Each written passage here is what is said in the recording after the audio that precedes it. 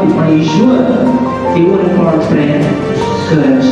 અને ઈશ્વર પ્રેમ કરે છે એટલું નહીં, પણ લખવામાં આવ્યું છે સુધરે છે. કોણ જ્યાં સુધી ના મળે ને ત્યાં સુધી. અને ઘર માનવાળો આ મંડળીની અંદર ઈશ્વર આપણી સાથે અવારનવાર વાત કરે છે, વચનો દ્વારા, પ્રાર્થના સ્તુતિ દ્વારા, જુદી જુદી બાઇબલ અભ્યાસ દ્વારા, આ પછી મહિલા મિલન આપીએ છીએ ખોવાઈ ગયેલો તો મળે, પણ એક્ચ્યુઅલમાં એ ખોવાઈ ગયેલો નહોતો. વાસ્તવિક રીતે આપણે જે જોઈએ તો આપણને ખબર પડે કે પોતાની મરજીથી, પોતાની ઈચ્છા પ્રમાણે એ ગયો, એ ખોવાઈ ગયો નહોતો, પોતાની મરજીથી ગયો. પણ પાછો એ આવ્યો, એ પણ પોતાની મરજીથી આવ્યો. અને પાછા આવ્યા પછી પણ આપણે જોઈએ છે કે એણે પોતે પહેલા હતો એવા રહેવાની એની ઈચ્છા નહોતી. એની ઈચ્છા તો એ હતી કે હું હવે ચાકરના જેવો રહું. કેમ? કે શીખો ખાય એના કરતા હું સારી રોટલી ખાઈશ. અને એની આટલી ભાવના સાથે એ પાછો એ આવે છે.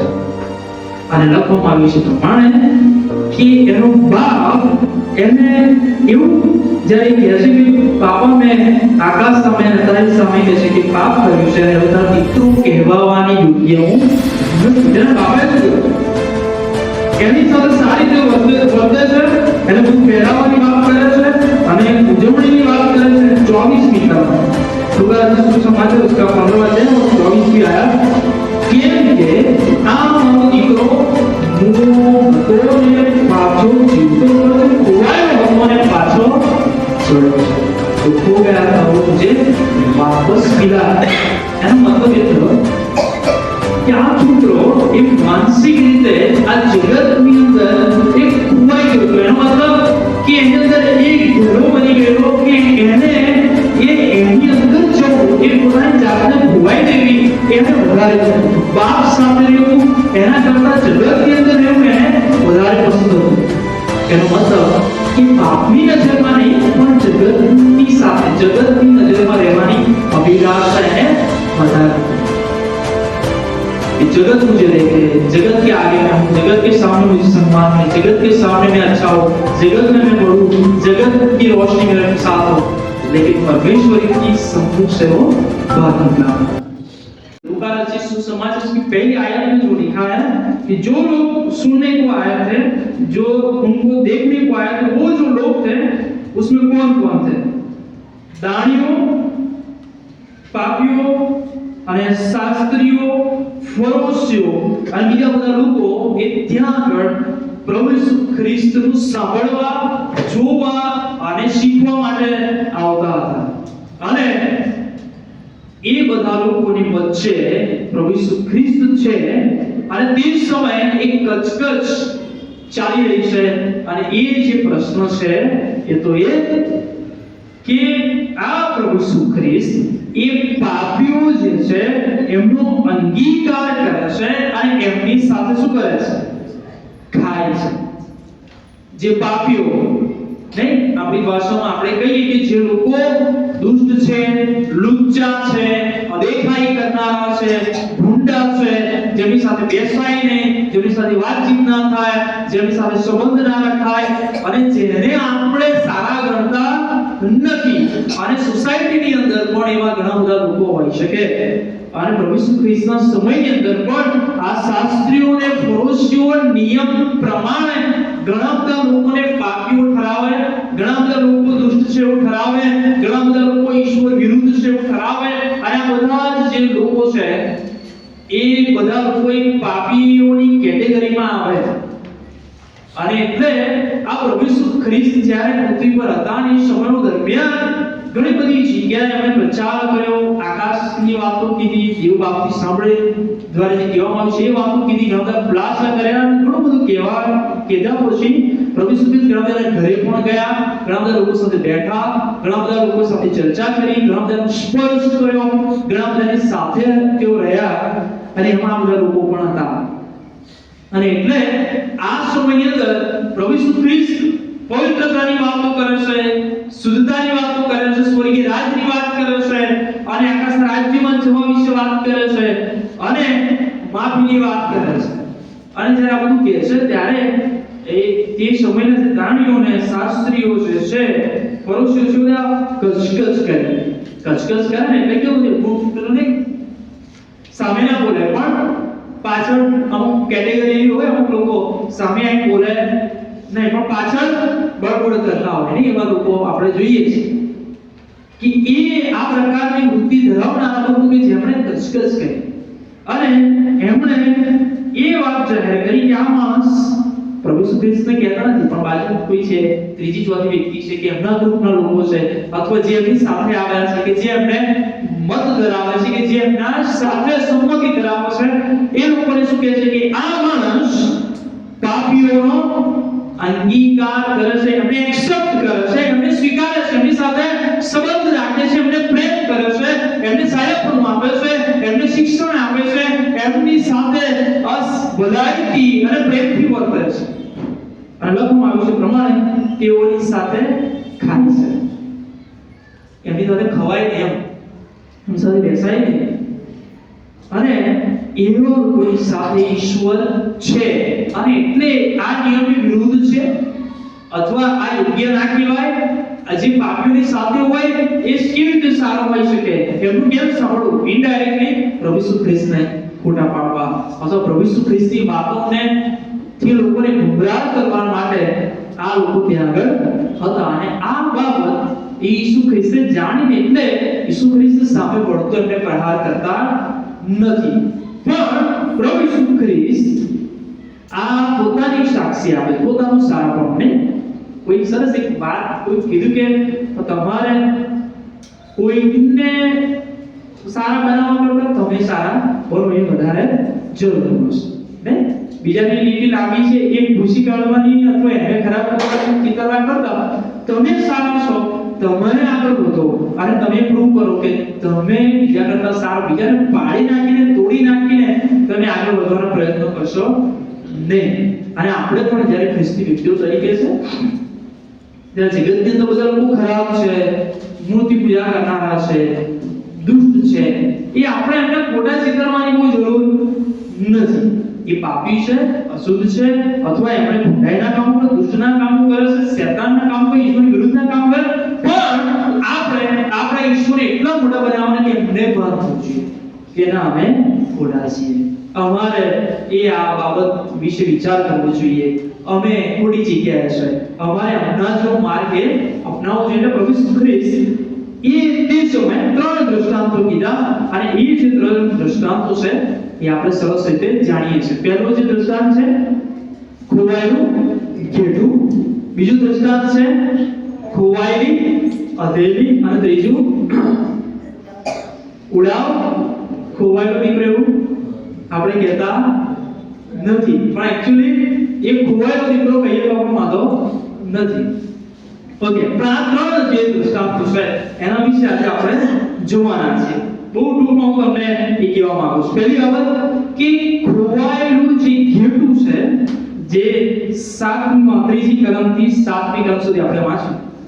લુકાના सुसमाचार उसका 15 अध्याय तीसरी आयत से 7वीं आयत में जो घेटू જે છે એ ઘેટા વિશે વાત કરવામાં આવી છે કે એ પોતાના જે માલિક છે એની પાસેથી ખોવાઈ ગયું છે. તો એની આગળ ખોવાઈ ગયું લખવામાં આવ્યું છે કે તમારામાં એવું કોઈ માણસ છે. તે સમયની વાત છે, કારણ કે બાઇબલના ઘણા બધા પાત્રો એવું લખવામાં આવ્યું છે કે ગીતા પાડતા હતા. દાઉદની વાત, બીજા શું કહેવાય યાકૂબ ને એમના બાળકોની વાત, બધા ઘેટા ચરાવનારા ને શું કે આ જગ્યાએ બીજી જગ્યાએ જનારા એવા લોકો. અને એટલે તે સમયના વાતાવરણને અનુરૂપ પ્રભુ વાત કરે છે કે જો તમારે કોઈ માણસ કે જો તેને 100 ઘેટા હોય અને એઓમાંનું એક ખોવાયું હોય તો પેલા 99 ને રાનમાં મૂકીને ખોવાયેલું જડે ત્યાં લગી તે તેની શોધમાં નહીં જાય. જો પ્રભુ ઈસુ ખ્રિસ્ત એક આ સરસ દ્રષ્ટાંત કહે છે કે 100 ઘેટા છે, 100 માંથી એક ખોવાઈ ગયું છે, તો માલિક માટે એક વધારે અગત્યનું કયું છે, પ્રાયોરિટી કઈ વધારે છે, અથવા કયું વધારે જરૂરનું છે કે એને એ સમય કરવું જોઈએ કે 99 ઘેટાની સાથે રહેવું કે એકની સાથે રહેવું. 99 ઘેટા છે એનો સંતોષ માની લો કે એક નથી એનો અફસોસ કરો. 99 થી ચલાવી લેવું કે એકને છોડી દેવું, અથવા એ સમયે પાછળ લાવવા કરતા આ જે છે એ લઈને આગળ વધવું. અને બોલો આજે આ જગતની અંદર આવું ચાલી રહ્યું છે ને ચાલે છે કે કોઈ ખરાબ છે પણ બીજું બધું સારું છે એટલે આપણે સંતોષ માની લઈએ છીએ. પણ ઈશ્વરની ઈચ્છા છે કે મારા 100 તો 100 માંથી 100 આવવા જોઈએ, 100% અને તે એક ટકો ઓછો થવો જોઈએ નહીં, એક પણ નાશમાં જાય એવી ઈશ્વરની ઈચ્છા નથી. અને અહીંયા આગળ જે બાબત લખી છે કે એ 99 ને રાનમાં ત્યાં મૂકીને, એનો મતલબ એવું નથી કે પ્રભુ એને છોડી જતા રહ્યા, આ 99 ને મૂકીને જતા રહ્યા, અથવા 99 ની હવે જરૂર નથી એવું નથી, અથવા પેલો એક જે બહુ સારો હતો એવું પણ નથી. પણ જે 99 માં 100 માંથી એક જે ગયો છે એને પાછો 99 જોડે ભેગા કરવા, 99 ની જોડે એને અંદર લાવવાનું 100 કરવાના. અને એટલા જ માટે પ્રભુનું વચન એવું લખે છે, પ્રભુ શું કીધી વાત કરી કે એ શોધવા કે નહીં જાય, એનો મતલબ કે શોધવા જશે કે કેમ એ નથી, અથવા ક્યાં છે, અથવા કેટલું વહેલું એને લઈ જવું, અથવા કેટલું વહેલું એને મળવું, અથવા કેટલું એને પાછો આ 99 ની જોડે એને લાવવું. એનો મતલબ એ છે કે આ એક ખોવાયું છે, એની ચિંતા ઈશ્વરને છે. ઈશ્વરને ખબર છે કે આ જે કીધું છે એ નાદાન છે, અણસમજુ છે, એ ભૂલી ગયું છે, ખોવાઈ ગયું છે, અથવા કોઈ એવી જગ્યાએ છે કે જ્યાંથી એ પોતાની મેળે એ આવી શકશે નહીં, પોતાની આવડતથી એ આવી શકશે નહીં, પોતાની સમજથી આવી શકશે નહીં. કદાચ એને આવવું હશે તો પણ આવી શકે એવી પરિસ્થિતિ એના માટે ના પણ હોય. અને ઘેટું એ કમજોર કહેવાય, એની પાસે લડવાની શક્તિ ના હોય, એ જંગલી જનાવરની સામે પ્રહાર કરવાની એની પાસે કેપેસિટી ના હોય. અને એટલા જ માટે ક્યાંક ફસાયું હોય, અથવા કોઈ એની લાગમાં હોય, અથવા એવી જગ્યાએ જો કે જ્યાં સેફ નથી, અને એવી જગ્યાએ હોય, એટલા જ માટે પ્રભુજી કે જે ખોવાયેલું છે તો મારી કે એ છે કે શોધવા નહીં જાય, એમાં તો શોધવા જશે, કારણ કે એને ખબર છે કે એનું ઘેટું કેવું છે, એની પરિસ્થિતિ શું છે, અથવા એ કેવી દશામાં છે.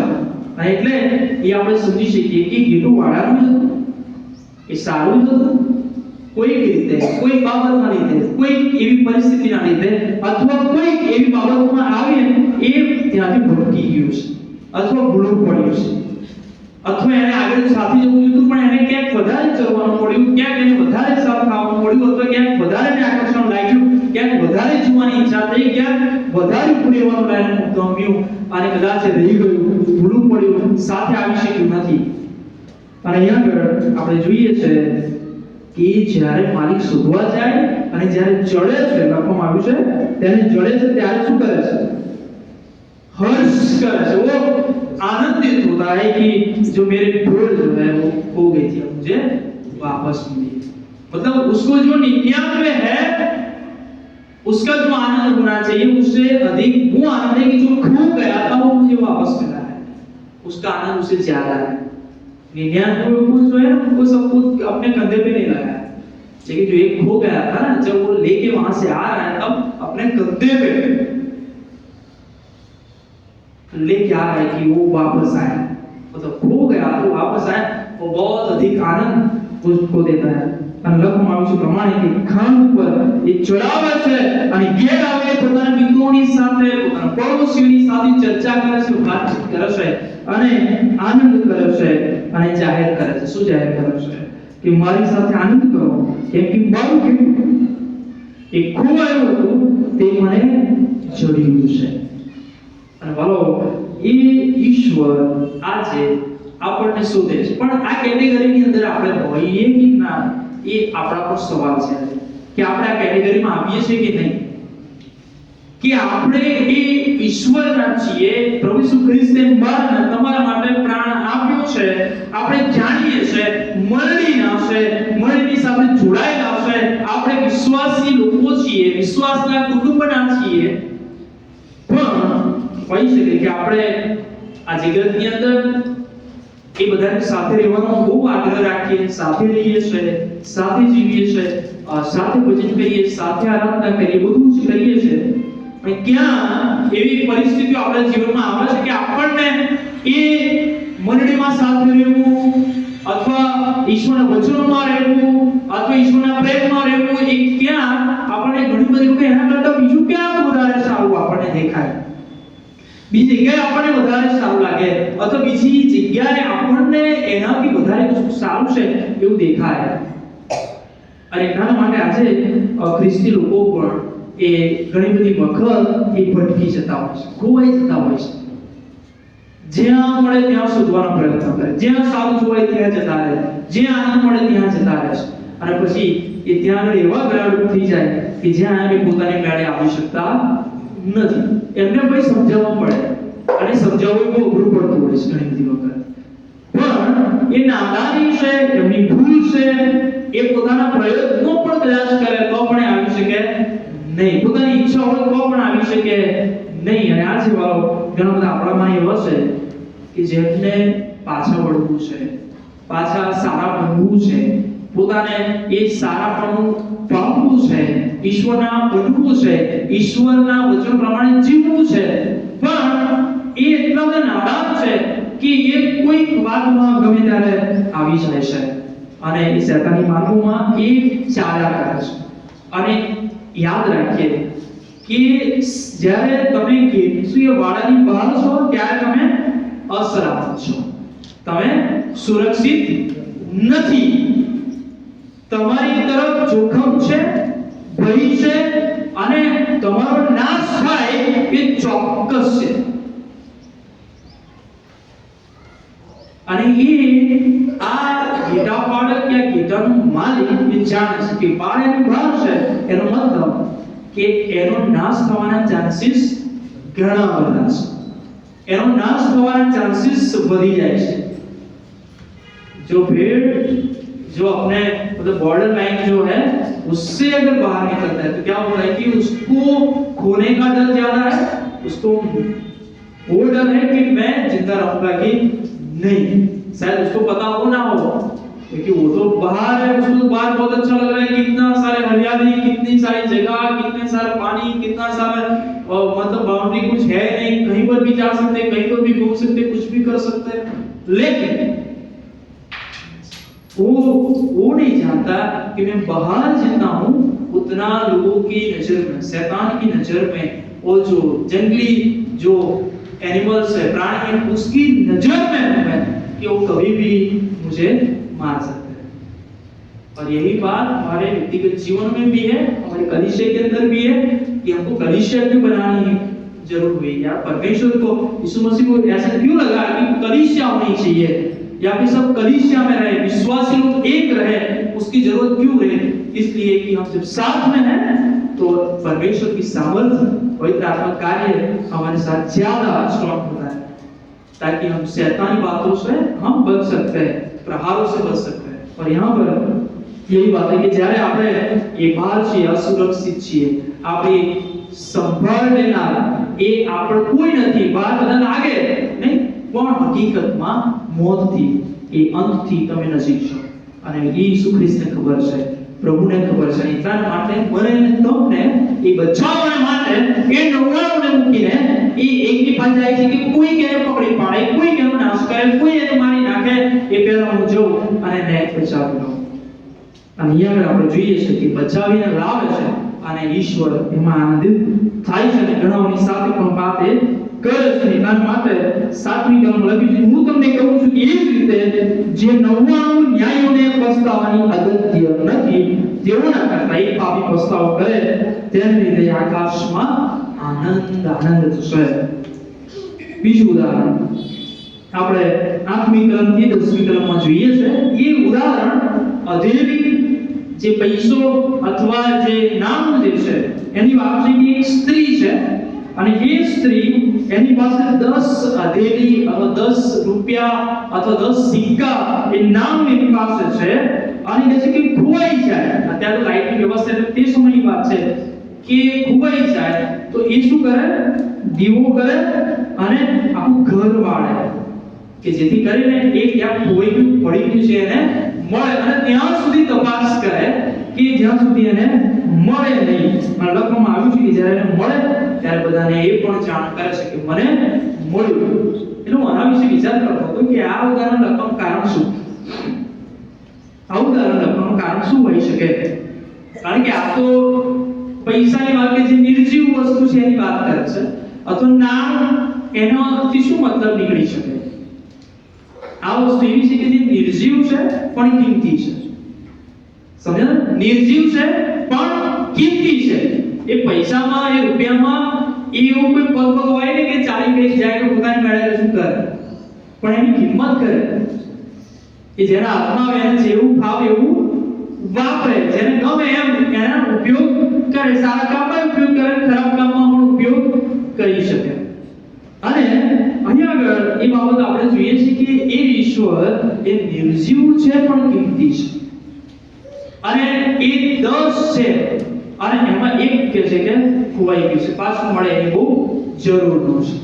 અને વળો એ ક્યાં એ ઈશ્વર એ આપણને બચાવવા માંગે છે ને આપણને એ કિંમતી ગણે છે, આપણને મૂલ્યવાન ગણે છે, આપણને એ ઈશ્વર એ પ્રેમ કરે છે. અને એટલા માટે એ કદાચ આપણે નબળા છીએ, આપણે કદાચ એ લોકોની નજરમાં સારા ના હોઈએ, કદાચ આપણી વેલ્યુ કદાચ આપણને ખબર ના હોય, અથવા આપણે કેટલા મૂલ્યવાન છે આપણને કદાચ એનાથી વાકેફ ના હોઈએ, પણ એ ઈશ્વરને ખબર છે આપણે કેટલા મૂલ્યવાન છે, આપણે એની નજરમાં કેટલા સારા છીએ, અથવા આપણે એના માટે કેટલા મહત્વના છે, એ ઈશ્વરને ખબર છે. એટલા માટે ઘણા બધા લોકો આ જગતની અંદર એ ખોવાઈ જતા હોય છે, એટલા માટે કે પોતાની જાતને એટલી હલકી ગણતા હોય છે, પોતાનું મૂલ્ય એમને ખબર હોતું નથી. પોતે એવું સમજે છે કે હવે મારું આ પૃથ્વી પર જીવવાનું શું કામ? ઘણા બધા સુસાઇડ કેસીસ હમણાં તો પુષ્કળ બધું ચાલ્યું છે, અને આપણા સમાજની અંદર પણ એ બધા લોકો ઈસુ ખ્રિસ્તને જાણવા છતાં પણ આશા વગરના થઈને એ જીવે છે, જીવન ટૂંકાવી દે છે, ખોટા વિચારો કરે છે, ખોટી બાબતોમાં કરે છે, પડ્યા રહે છે, જીવન આગળ વધવાની કોઈ ઈચ્છા હોતી નથી. અને લોકો એવું માને છે કે મારાથી શું થાય, હું શું કરી શકીશ, અથવા હું શું સારું કરી શકું, અથવા મારું શું કામ છે, પૃથ્વી પર કેમ કરે. આવા લોકો પાપમય વૃત્તિઓમાં આગળ વધે, વ્યસનો કરશે, ખોટા કામો કરશે, ખોટી આવાસો કરશે, ખોટા ધંધા કરશે, ખોટી રીતે આગળ વધવાના પ્રયત્નો કરશે, પોતાના જીવનને ટૂંકાવવાના પ્રયત્નો કરશે. અને આવું બધું કરીને એ પોતાની કિંમત ભૂલી જાય છે, આ જગતની અંદર ખોવાઈ જાય. અને શૈતાનને એ બહુ ગમે છે કે જેને એવું હોય ને પોતાની વેલ્યુ ખબર ના હોય ને એવા લોકોને એ શૈતાન બહુ જલ્દી પકડી પાડે. કે જે વ્યક્તિને ખબર જ ના હોય કે હું કેટલો મૂલ્યવાન છું, પણ ઈશ્વર તો આપણને પ્રેમ કરે છે. એટલા માટે ઈશ્વર આપણને એવા લોકોને પણ શોધે છે કે જેઓને એવું લાગે છે કે પોતે કોઈ કિંમતી નથી, પોતે મૂલ્યવાન નથી, પોતે સારા નથી, પોતાની કોઈ સમાજમાં સારી સાર નથી, કોઈ એમને માનથી બોલાવતું નથી, કોઈ એમની ઇજ્જત રાખતું નથી, અથવા કોઈ રીતે એનામાં સારા પણ દેખાતું નથી. પણ ઈશ્વર તેઓને પણ પ્રેમ કરે છે. અને ઈશ્વર પ્રેમ કરે છે એટલું જ નહીં, પણ લખવામાં આવ્યું છે શોધે છે, કોણે જ્યાં સુધી ના મળે ને ત્યાં સુધી.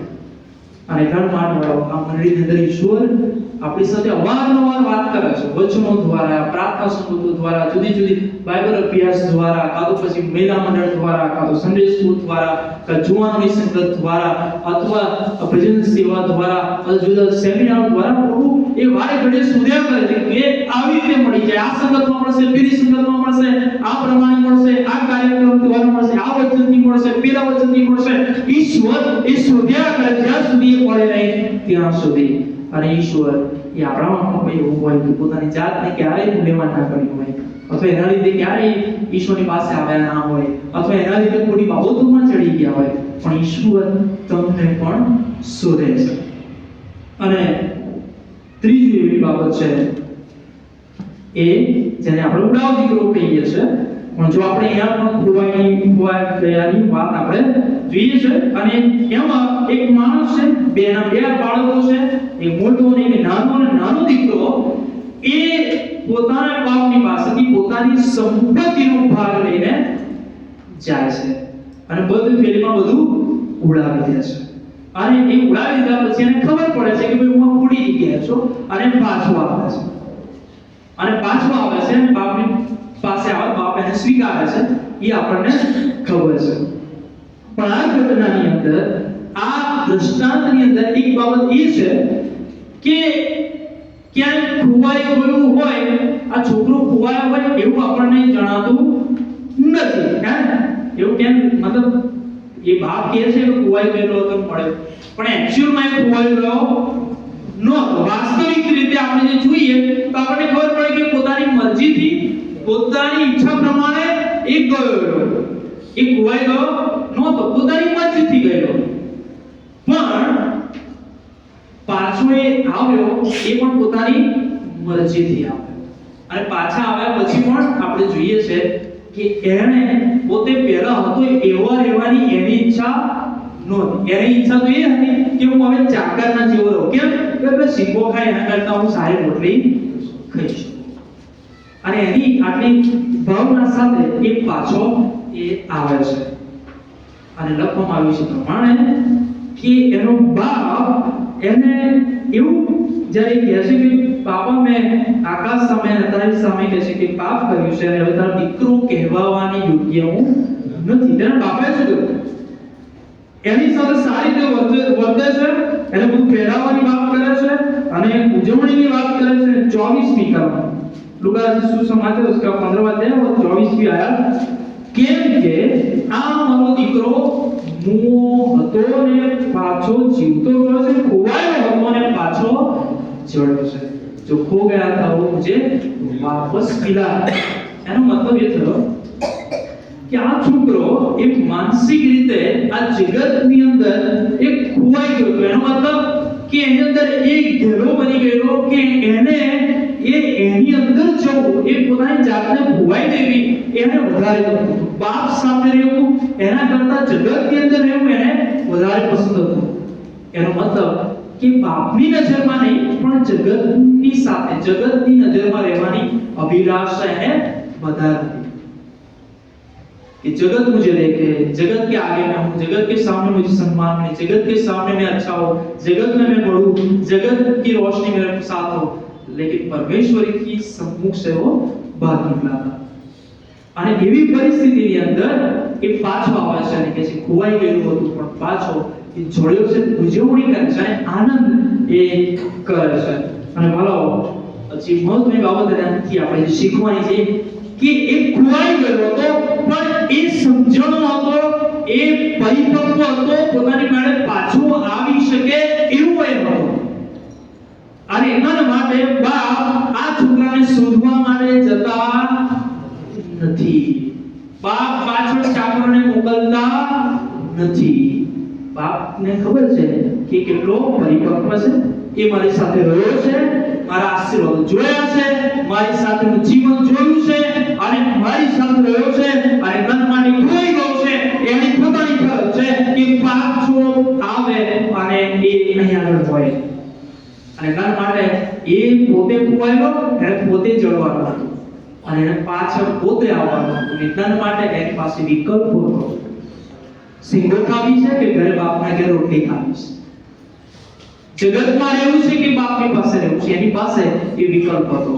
અને બોલો આપણે જાણીએ છીએ પ્રમાણે કે આજે બધા લોકો બહુ સરસ બાઇબલની કલમ બોલે, પ્રાર્થના કરે, વચનો જાણે, બધું જાણે, પણ એક્ચ્યુઅલમાં એ ઈશ્વરના આશીર્વાદોને હોતા નથી. એ એવી પાપની વૃત્તિઓમાં, એવી શૈતાની બાબતોમાં એટલા બધા ખોવાઈ ગયા છે કે જાણવા છતાં પણ ઈશ્વરની સાથે નથી, અથવા ઈશ્વરના ઘરમાં નથી, ઈશ્વર પર આધારિત નથી, પોતાની રીતે એ જગતની અંદર પામવાનો પ્રયત્નો કરે છે. અને એટલે બાઇબલ તો શૈતાને જાણે છે, હે ને? શૈતાનને ખબર છે, પણ એનો ઉપયોગ કેવો કરવો એ શૈતાનને ખબર નથી. ઈશ્વર આપણને સમજાવ્યું છે, આપણને જણાવ્યું છે. અને એટલા માટે એનો ખરો ઉપયોગ એ કરવો કે આપણે જો ક્યાંક ખોવાઈ ગયા છે તો આપણે પોતે, જો આપણને ખબર છે કે એ રીતે પાછા આવું તો આપણે મેળે આવવાનું છે. અને એટલે બાપે તો દરવાજા ઉઘાડા રાખેલા. બાપે ફક્ત એક જ કામ કર્યું કે એની વાટ જોતો, એની રાહ જોતો કે પાછો આવશે. કારણ કે જગતની અંદર જે ગુંડાઈ છે અને એ બાપની પાસે જે સારા ગુણો છે એને ખબર છે અને એને બંધ થશે. અને વાલો હું તમને કહું, આ જગતની અંદર તમે જ્યારે શૈતાની માર્ગમાં ચાલો છો, ઘણી બધી એવી તકો ઈશ્વર લાવે છે કે તમને ખબર પડે કે આ જગત સારું નથી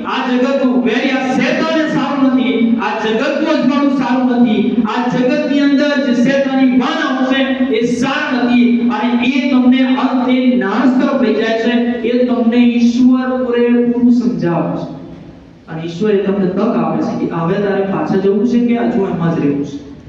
અને પછી આપણો નિર્ણય બની જાય છે કે આપણે ખોવાઈ નથી રહેવું છે, ખોવાઈને જીવન જીવવું છે, અથવા આપણે બાપની નજરમાં દેખાવા માંગતા નથી, અથવા ઈશ્વરની નજરમાં દેખાવા માંગતા નથી. તો ત્યાં છો તો વાલો હજુ પણ ઈશ્વર આપણા માટે તો રાહ જુએ છે, પણ એ શોધવા માટે એ બીજા કોઈને મોકલે. કારણ કે શોધવા તમને પૂરેપૂરી વાતો ઈશ્વરે એના લોકો દ્વારા, પ્રવૃત્તિઓ દ્વારા, એના સેવકો દ્વારા, વચનો દ્વારા જુદી જુદી માધ્યમથી તમને શીખવાડી, સમજાવીને તમે ખોવાયા છો. ઈશ્વર પણ એ વાત કરતા હશે, તને સમજાય ને, તને ખબર પડે, તમને ફરક પડે, શિક્ષા થાય, અથવા એ પરિસ્થિતિ આવે ને ત્યારે પાછા વળવાથી એ ઈશ્વર આશીર્વાદમાં વધારો કરે છે. આપણને એકલામાં જ આનંદ થાય એવું નહીં. અહીં તો મેં આપણે વાંચ્યું ત્યારે કોઈ જગ્યાએ એવું નહીં કે કેટલું ખુશ થઈ ગયું, અથવા અધેલી ખુશ થઈ ગઈ, અથવા આ છોકરો ખુશ થઈ ગયો. એના કરતા બાપ અને એના દૂતો એ વધારે આનંદ કરે છે. એનો મતલબ એ છે કે જ્યારે તમે ખોવાઈ જાઓ છો, જ્યારે જગતની અંદર ભટકી જાઓ છો, ત્યારે દુઃખ પણ એટલું જ ઈશ્વરને થાય છે. એ ઈશ્વરને એ નિરાશ પણ થાય છે, હતાશ પણ થાય છે, દુઃખી પણ થાય છે.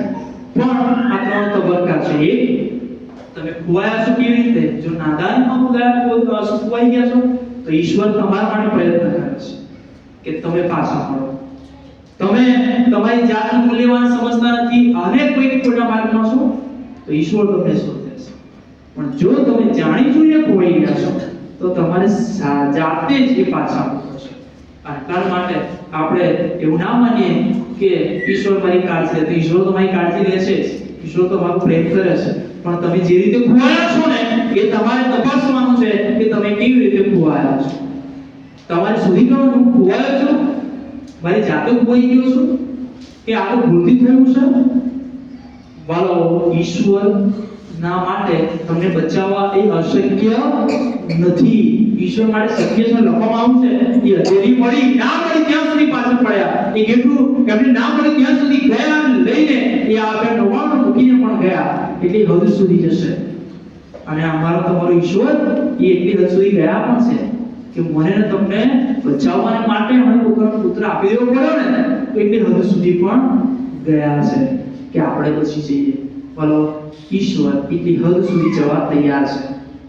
એ બાપને બધો આનંદ હતો, બધું સુખાકાર છતાં એ વાટ જોતો હતો કે એ હજુ મારો દીકરો આવશે, એ પાછું આવશે, એ જાતે ખોવાયો છે, જાતે આવશે, એને ભાન થશે, એને સમજાશે. અને આજે ઈશ્વર મારી તમારી તરફ પણ એ દ્રષ્ટિ કરે છે. આજે આપણે ઘણી બધી જગ્યાએ ખોવાઈ ગયા છે, જગતની અંદર, મોબાઈલની અંદર, વ્યસનોની અંદર, ખોટી સોબતોની અંદર, મિત્રોની અંદર, નાણાં કમાવાની અંદર, પરિવારની અંદર, અથવા આપણે ઘણા બધા અભ્યાસમાં પણ ખોવાઈ ગયા છે. એમને એવું લાગે છે આ જ મારું જીવન છે, આ જ મારું છે, આમાં જ આનંદ છે, આમાં જ મને કંઈક મળશે. અને એના માટે આજે આપણે વિચાર કરીએ આપણા જીવન વિશે કે હું ક્યાં ખોવાઈ ગયો છું, કઈ બાબતમાં ખોવાઈ ગયો છું અને હું કેવી રીતે બહાર આવી શકું. જો ઈશ્વર તમારા માટે પ્રયત્ન કરતા હોય તો આપણે એ સમજી લઈએ કે ઈશ્વર મારા માટે પ્રયત્ન કરે છે. જો તમે જાતે ખોવાયા છો તો સામે તમે આવો, ઈશ્વર તમને ઉચકી લેશે, તમારી સાથે આનંદ કરશે, તમને વધારે આશીર્વાદિત કરશે. પણ તક ઈશ્વરે મને તમને આપી છે. આ જગતની અંદર તમને એના માટે ઈશ્વર બચાવવા માટે હજુ પણ સંભાળી રહ્યા છે. પણ તક ક્યાં સુધી છે કોઈ જાણતું નથી. કૃપાના વર્ષો છે પણ એ કૃપા ક્યારે પૂરી થશે એ કોઈ જાણતું નથી. અને એટલે આ જ ઘડી, આ જ સમયે માન્ય કાળ છે. આપણે એને સમજીએ, વિચારીએ, એના પર ચાલીએ. આવો આપણે મસ્ત વિશ્વને આપણે નવાવીને બાબત વિશે વિચાર કરીએ કે તમે આ ગીતાના જેવા છો કે આ દેવી જેવા છો કે આ ઉડાવતીકારા જેવા છો. જો આ ત્રણમાંથી તમે કોઈ જગ્યાએ છો તો ઈશ્વર તમને એ શોધી કાઢવા માટે એ તૈયાર છે. એ તમારી હજુ પણ રાહ જુએ છે. મારો દીકરો, મારી દીકરી એ મારી સાથે જ રહે, મારા રાજ્યમાં જ રહે, એના માટે મેં જે તૈયાર કરેલું છે એમાં જ રહે, અને શેતાન ભાગી ના જાય એના માટે પણ ઈશ્વર તૈયારી કરે છે. વાલો, આપણે બહુ સારી તકો અનુભવી રહ્યા છે. આ જગતની અંદર જે લોકો છે એમને કદાચ નથી મળી, ત્યારે વાલો આપણે આ જગતની અંદર અન્ય વિશ્વાસીઓની જેમ જીવીએ નહીં, પણ આપણે ઈશ્વરની સાથે રહીએ, જેથી કરીને આપણું નમૂનું ભણાવતા રહે કે આ જે ઈશ્વરની સાથે રહેશે, આ જે ઈશ્વરના વાડામાં રહેશે, આ જે ઈશ્વરના ઘરમાં રહેશે, આ જે ઈશ્વરના મહેલમાં રહેશે, અથવા ઈશ્વરના આશ્રમ તળે રહેશે, ઈશ્વર કેટલો ભલો છે, કેટલો મહાન છે. આપણે પણ એ ઈશ્વરને પૂછવું જોઈએ, એ ઈશ્વરને જાણવા જોઈએ, એ ઈશ્વરની ઓળખ મેળવવી જોઈએ, અને તેઓ પસ્તાવો કરે.